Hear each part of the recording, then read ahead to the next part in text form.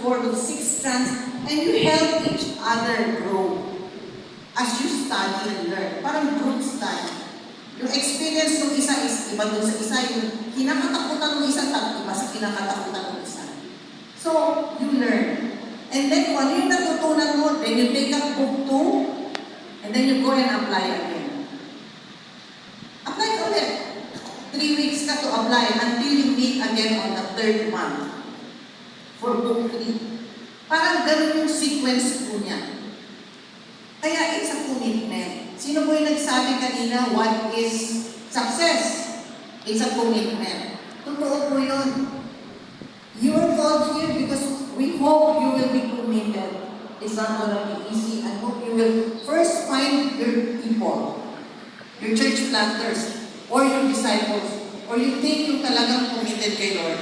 And then, you have to be committed to keep teaching them.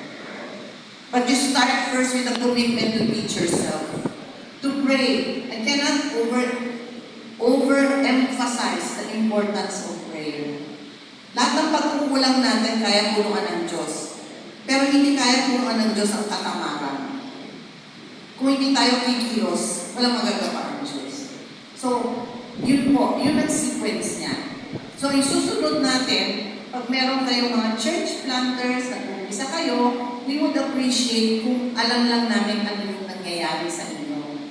Diba? Kasi kayo kilala namin eh. Hindi na namin makikilala yung mga i-raise yung church planters. But actually, it will encourage Singapore team, it will encourage us to know what is happening out there.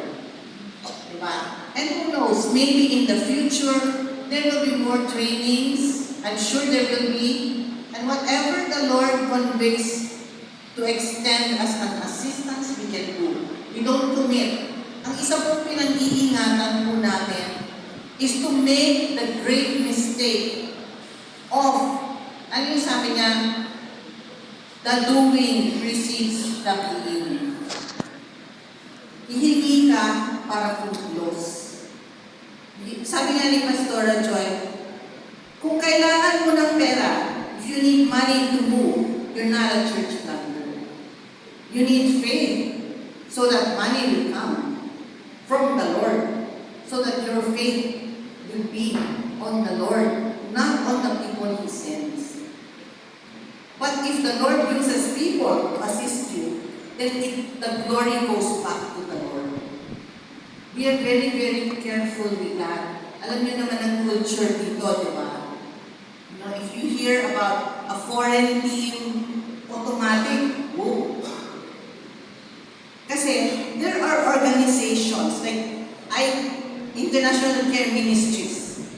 Their mandate is to give charity. Di ba? International Care Ministries is really donations. That's really what they do. Yun talaga.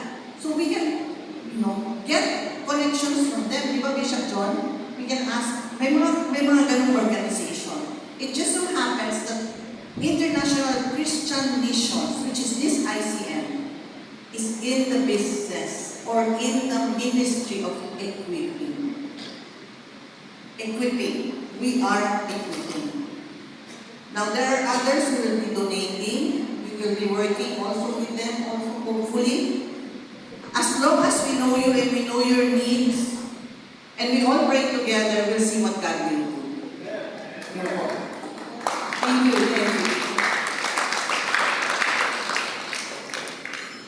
Okay, we request Sister Ellen and the Singaporean team to be here. So, ang gagawin po natin,